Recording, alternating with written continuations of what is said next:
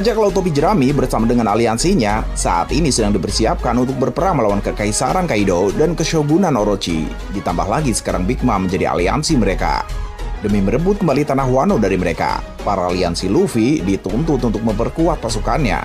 Dan Kinemon pernah mengatakan bahwa setidaknya diperlukan kurang lebih 5.000 pasukan. Sampai saat ini, diketahui ada lebih dari 5.000 orang samurai yang siap membantu.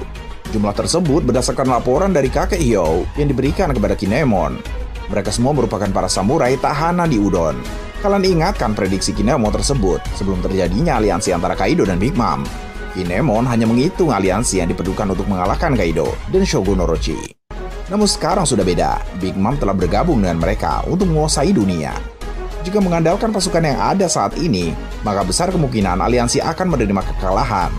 Ya, kalian tahu sendiri kan saat Big Mom mengeluarkan Haki Raja saat foto Mother Caramel rusak. Kekuatan yang dia gunakan sudah sangat mengerikan. Bahkan orang sekelas Katakuri, Germa 66, Luffy, dan yang lainnya harus menggunakan penutup telinga agar mereka tidak merasakan efek dahsyat Haki Raja seorang Yonko. Untuk itulah, keterlibatan armada besar bajak laut topi jerami seharusnya sangat dibutuhkan, mengingat jumlah mereka yang totalnya 5.600 dapat menutupi kekurangan pasukan di pihak aliansi. Oh ya, buat nakama semua yang belum subscribe, ditekan dulu dong tombol subscribe-nya yang ada di bawah video ini. Terus, tekan juga tanda loncengnya, biar kalian tidak ketinggalan informasi penting selanjutnya dari channel ini. Dan jangan lupa juga guys, untuk like dan share video ini ya. Soalnya dukungan nakama semua benar-benar berarti buat Mimin.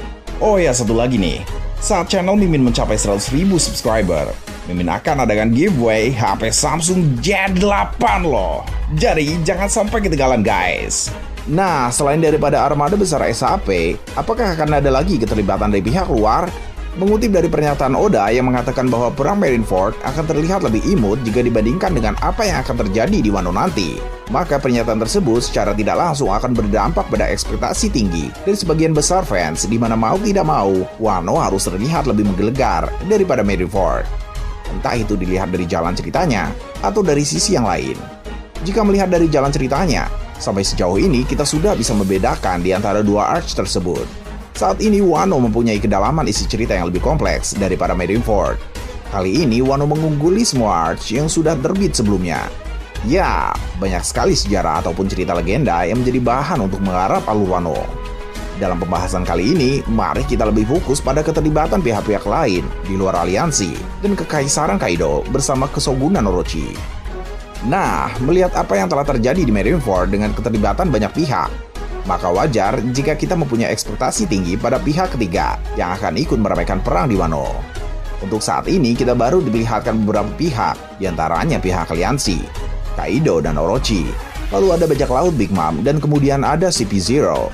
Mungkin nama terakhir hanya diperlihatkan sebentar saja. Setidaknya kita bisa berharap bahwa bajak laut Big Mom bukanlah kelompok terakhir yang dihadirkan di Wano. Nah, kira-kira seandainya armada besar topi jerami dan pasukan revolusi ikut berperan mengisi alur, apa pengaruh dan agenda yang akan mereka bawa? So, mari kita sedikit berimajinasi. 1. Keterlibatan armada besar topi jerami di Wano. Melawan seorang Yonko sangat jauh berbeda dengan melawan seorang Shichibukai. Jelas ada jarak yang sangat jauh untuk membandingkannya. Dari pengalaman-pengalaman sebelumnya, Luffy selalu menghadapi Shichibukai dengan kelompok kecil. Tak ada banyak pihak luar yang terlibat di dalamnya.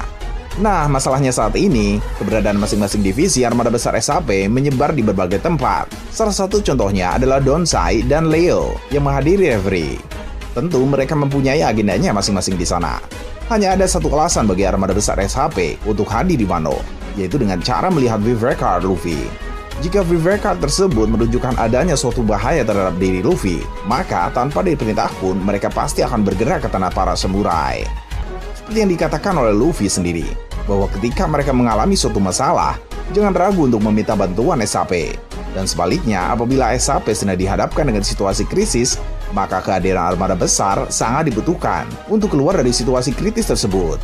Nah, kali ini Yonko akan menjadi target selanjutnya. Maka dari itu, mereka akan melawan armada-armada yang tergabung dalam sebuah kekaisaran itu sendiri, yang jumlahnya di atas ribuan prajurit.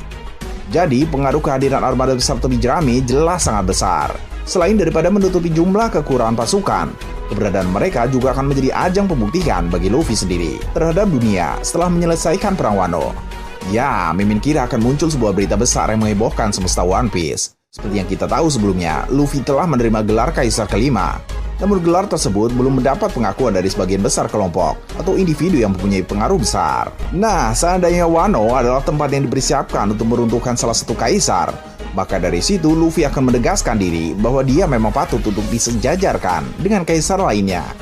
Itulah salah satu pengaruh yang datang dari keterlibatan armada besar Tobi Jerami. Segala aspek yang menjadi kriteria untuk bisa menyandang gelar Yonko sudah terpenuhi oleh Luffy, mulai dari armada sampai dengan pembebasan wilayah atau penaklukan wilayah tertentu yang nantinya akan dengan sangat besar hati untuk tidak takut mengibarkan Jolly Roger Tobi Jerami di wilayah tersebut. Meskipun pada akhirnya Luffy enggan untuk menerima gelar Kaisar, namun hal tersebut tak bisa lepas dari pengakuan dunia.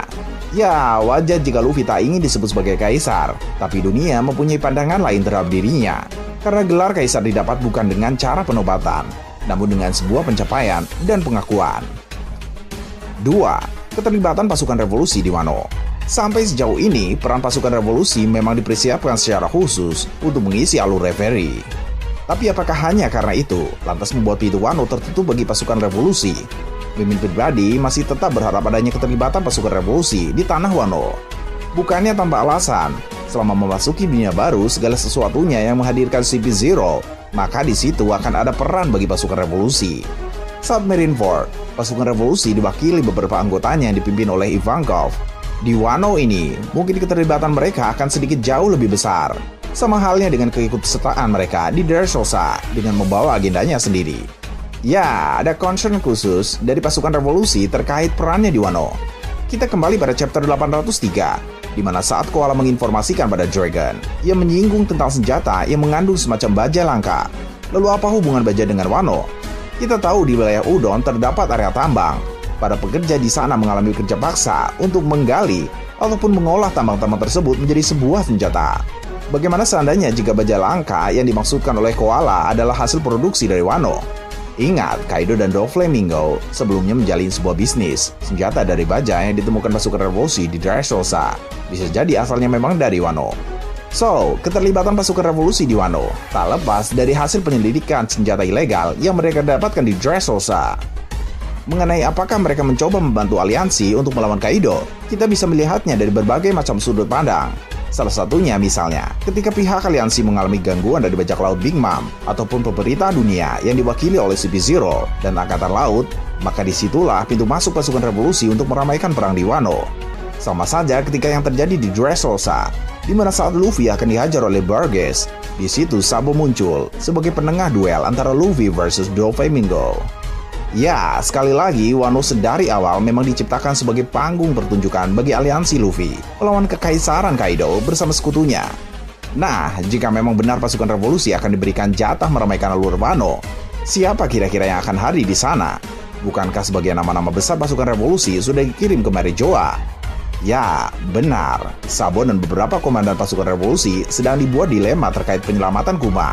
Untuk menyelamatkan rekan mereka, tentu saja bukan perkara yang mudah.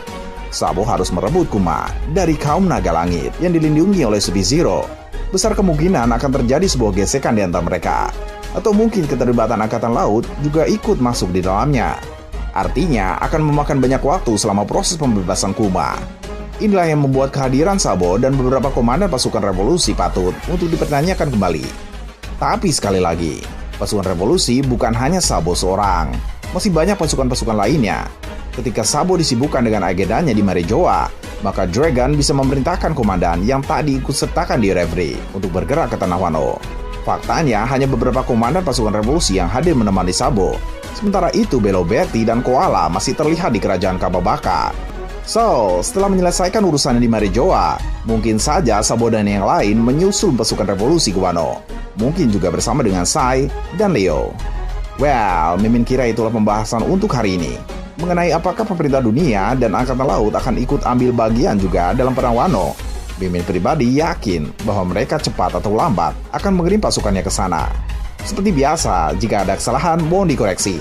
Dan apabila teman-teman ingin menambahkan, silahkan tuangkan opininya di kolom komentar. Mari berdiskusi, bagaimana pendapat kalian tentang hal ini? Silahkan sampaikan pendapat kalian di kolom komentar.